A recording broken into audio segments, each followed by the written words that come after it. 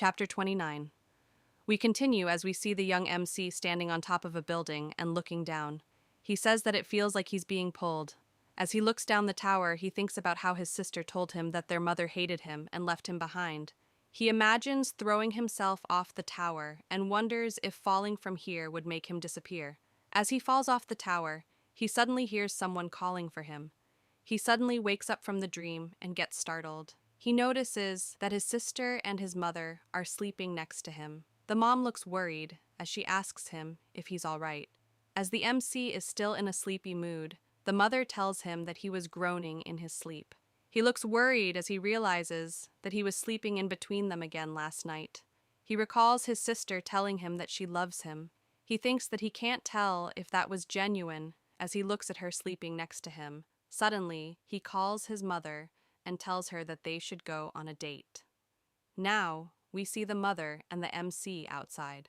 The mother tells him that there are a lot of different stores and asks him if he wants to stop at a cafe on their way back. As they go ahead with their day, the mom thinks that, for the first time, her son invited her out, and the fact that this was the first time at all tells the story of how deep her sins are. She looks at her son and thinks that he's her precious treasure, but words like that mean nothing unless they're backed by action.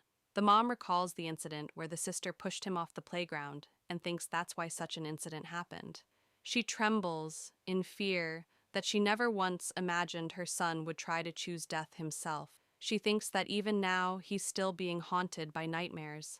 As she's thinking this, the elevator door opens. Now, we see that they are on top of a tower. Seeing the view surprises the mom. She goes to the edge and smiles as she says that she's glad that the weather is nice. She wonders if they can see Mount Fuji. Suddenly, the MC apologizes to the mom for inviting her on such short notice and asks her if he caused her any inconvenience. The mom tells him that this is no inconvenience to her at all. She starts blushing as she says that this is a date after all. As she does this, the MC looks at his phone as he looks at things that make a mother happy and thinks that this was on point. He tells the mother that he actually thought that she might hate him. Hearing this confuses her as she asks him how he could think that. Suddenly, he gets serious as he tells her that she abandoned him at that time and asks her if she remembers it. Hearing this shocks the mom. She screams and tells him that he's wrong. She asks him if anyone said anything to him. He tells her that he thought he was an unwanted existence. As he looks sad, he tells her that he thought that his sister hated him as well. But the other day, he suddenly mumbled something. Suddenly, he asks her if it's fine if he doesn't disappear. Hearing this brings tears to her eyes. She looks into his eyes and thinks that those eyes are filled with darkness, so deep that it feels like he's drowning without end. The MC tells her that he wanted to talk to her more. There were so many things he wanted to tell her, but she was busy, so he ended up turning to his sister. But going to her was also a mistake, as she rejected him too, leaving him with nowhere to belong.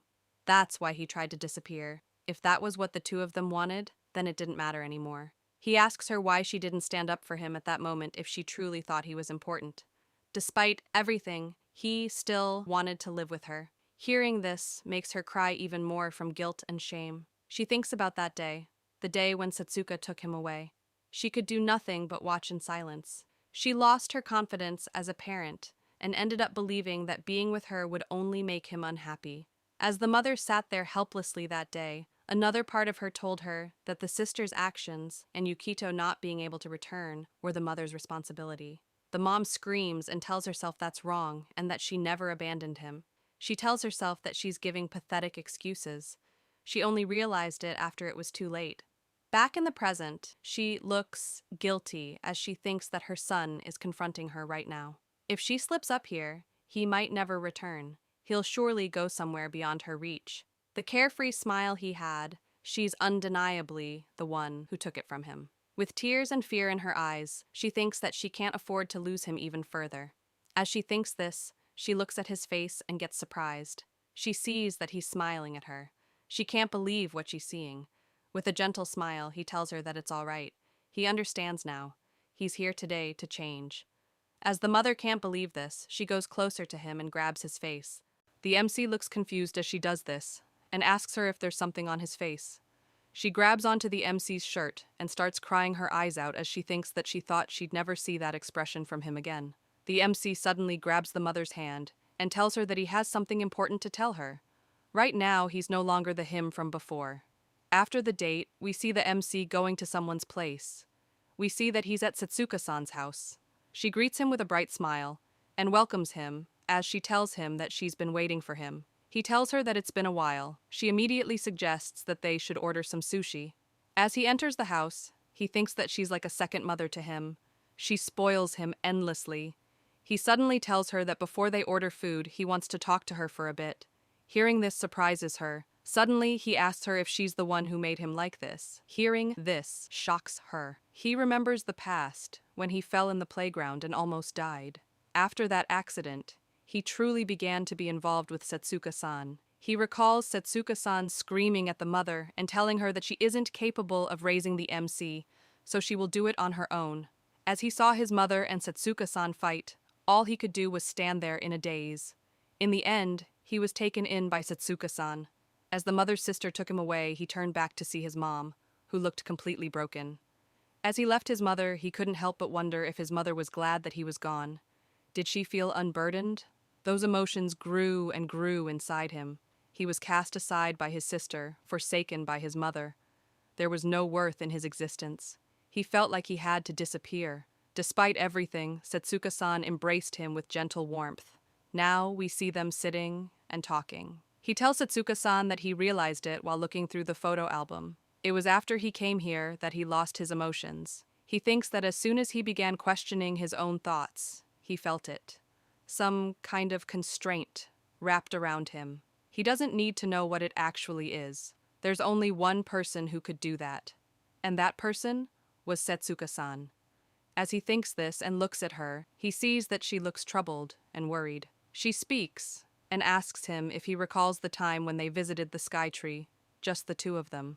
As she says this, the MC thinks that it's as he suspected. She continues and tells him that when she saw him back then, she realized that if nothing changes, he might put his life on the line again, or try to disappear again. He replies and tells her that he doesn't think that she's wrong about that. As her hands shiver, she tells him that she was scared. He survived jumping off the sky tree only because luck was on his side. If the same thing happens again, she may not be able to get there in time.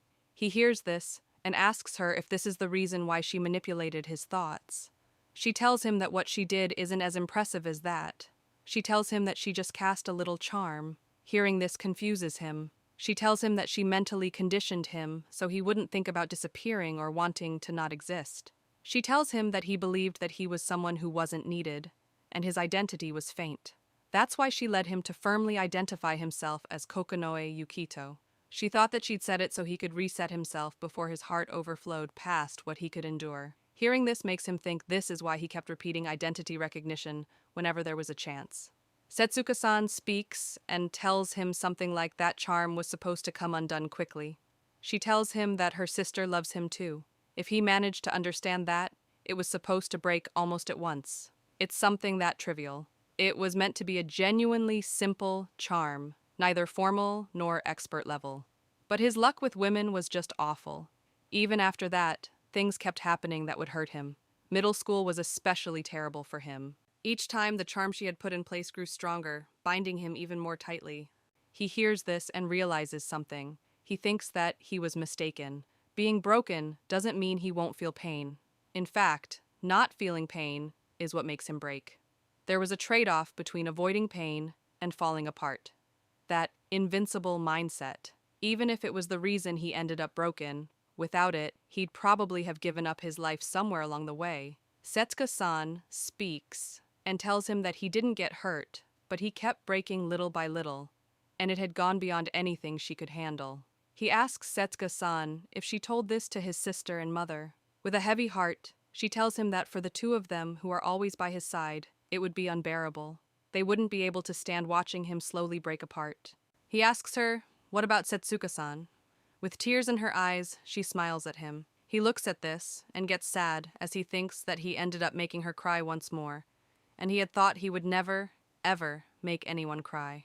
She puts her hand on his hand and tells him that the fact that he realized it means that he finally got it, that he's genuinely loved, that they don't want him to vanish, that this is how everyone feels. He looks skeptical as he says, "Yes, I suppose." He finally realized that if he did that, it would only end up making them sad.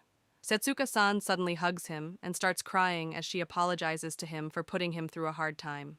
He smiles and thinks how much he has caused this person to worry. He asks her why she went to such lengths for him. She smiles and tells him that as he is now, he would definitely know the answer to that. He realizes this and asks her, is it because she loves him? Hearing this makes her smile. She grabs onto him to kiss him as she tells him that she obviously loves him. As she hugs him, he wonders how someone can be this warm. As Satsukasan is on top of him, she wants to ask him a question. She tells him that the thought conditioning had run its course, yet he always stayed the same in front of her. "Why is that?" he replies, and tells her that she didn't hurt him even once. Hearing this makes her cry even more. He thinks that when he was ready to throw his life away, the person who stayed with him was Satsukasan. When everyone cast him aside, she gave him love. She gave him a place. She told him that he could stay. In the present, we see the MC hold her hand and thank her. Hearing this makes her cry tears of joy. She tells him that she's really glad. As he sees her cry like this, he thinks the tears she's shedding right now shine so vividly that he can tell that they aren't tears of grief. After some time, we see that they have finished the sushi tray which they ordered before. From the bathroom, we hear the MC say that he's learned to make sushi. Hearing this surprises Satsukasan. As we see the MC in the bathtub while playing with a rubber ducky, he tells her that he was taught by a sushi master and tells her that he'll bring Satsukasan with him the next time he goes there. We see Satsukasan also taking a bath with him as she tells him that she's so happy and she can't wait to eat his handmade sushi. The MC thinks that he's been bathing together with Satsukasan since way back then, so there's no point in being shy about it now.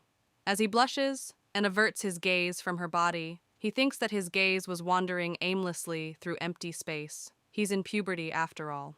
Suddenly, she tells him that he may end up getting hurt from now on as he's opening up again. She asks him if he's prepared for that. He tells her that there are many people willing to help him. Hearing this makes her feel relieved.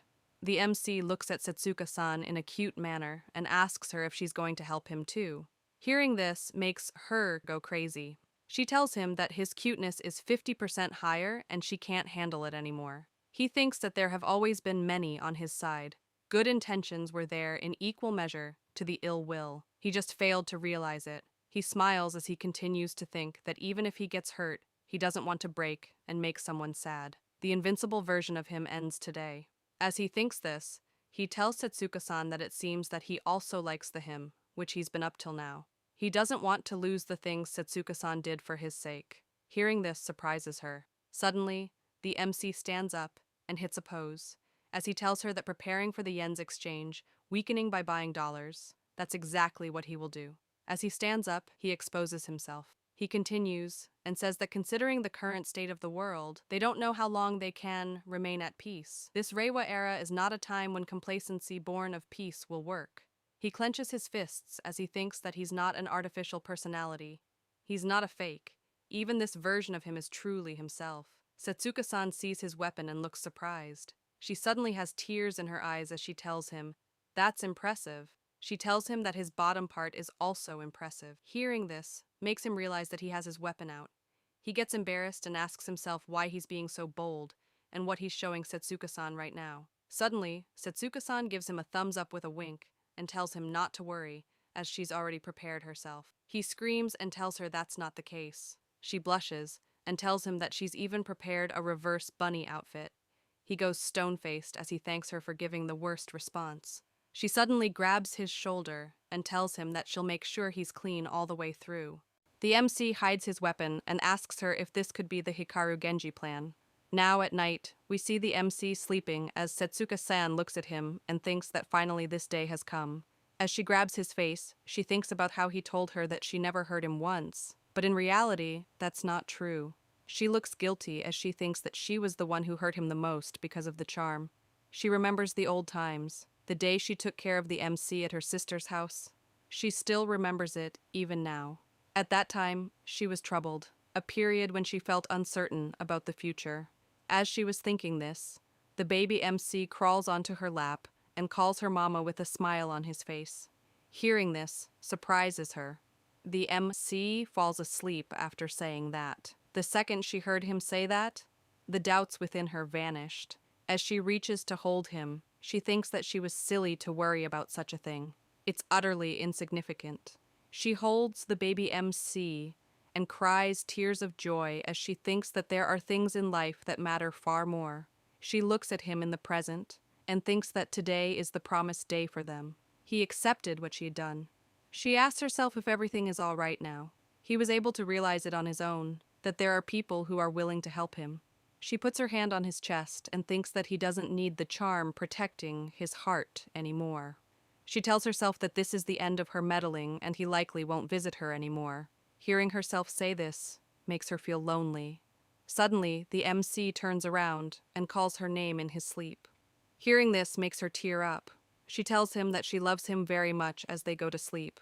And this is how this chapter ends. Hope you all enjoyed.